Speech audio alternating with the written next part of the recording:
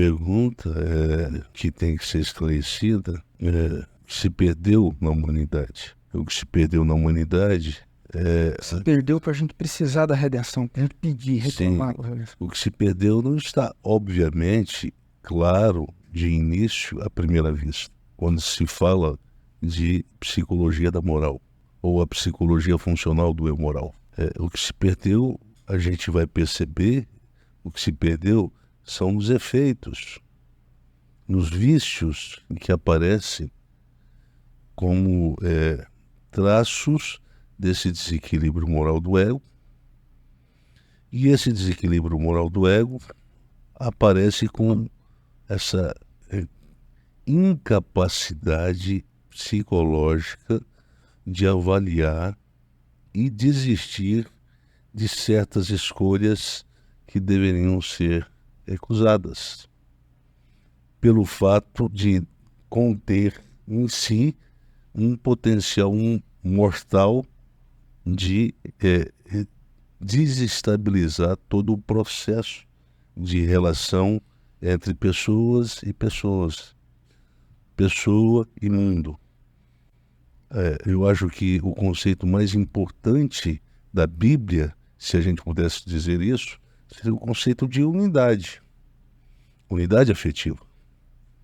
Que começa lá atrás na criação. Ele criou a imagem e semelhança. E tem uma unidade afetiva entre Deus e a criação. Exatamente. E parece que essa interação, depois da queda, ela muda.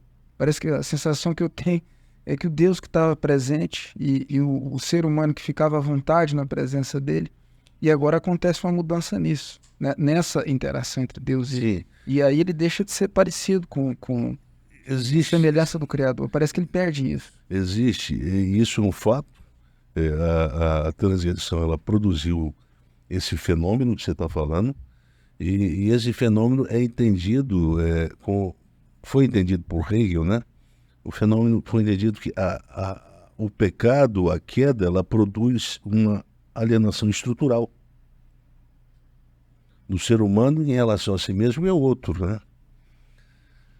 O conceito de alienação ontológica, por exemplo, de um pensador chamado Ernst Bloch, que é um pensador que foi objeto de diálogo, de interlocução de Jürgen Moltmann, na sua obra chamada Teologia da Esperança, é que a alienação ontológica representa um afastamento, uma alienação, uma desagregação estrutural que acontece do homem em relação a si, em relação ao seu próximo, em relação à natureza, ao mundo.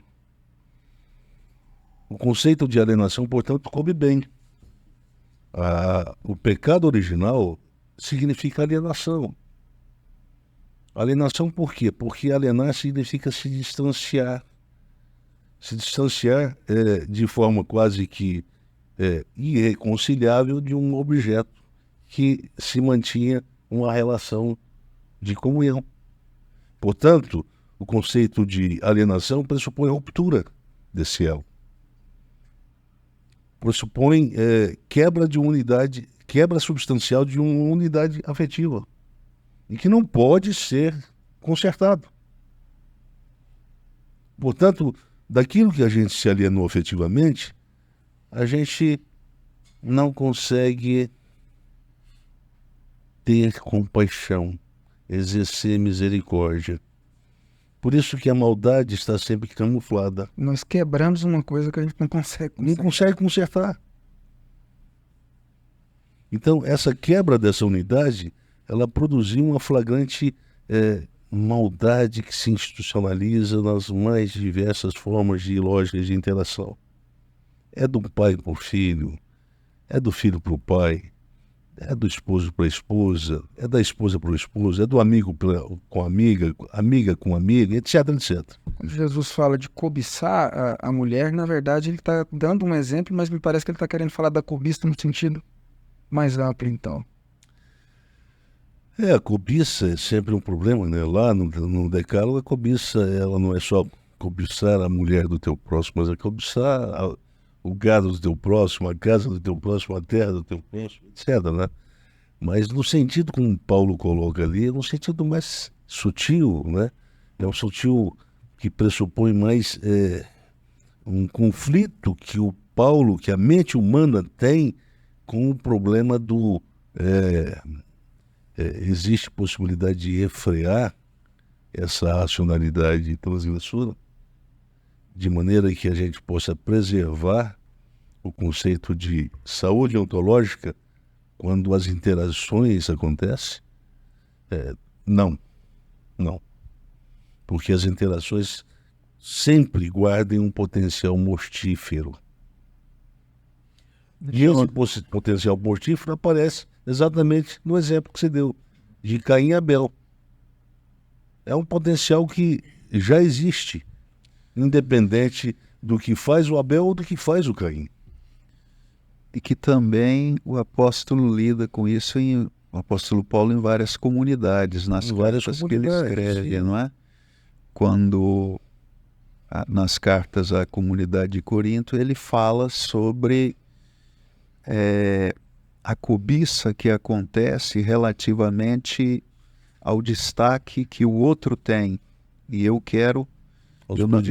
aos predicados que o outro tem. Eu não suporto que o outro tenha um predicado que o coloque em vantagem comparativa em relação a mim. Sim.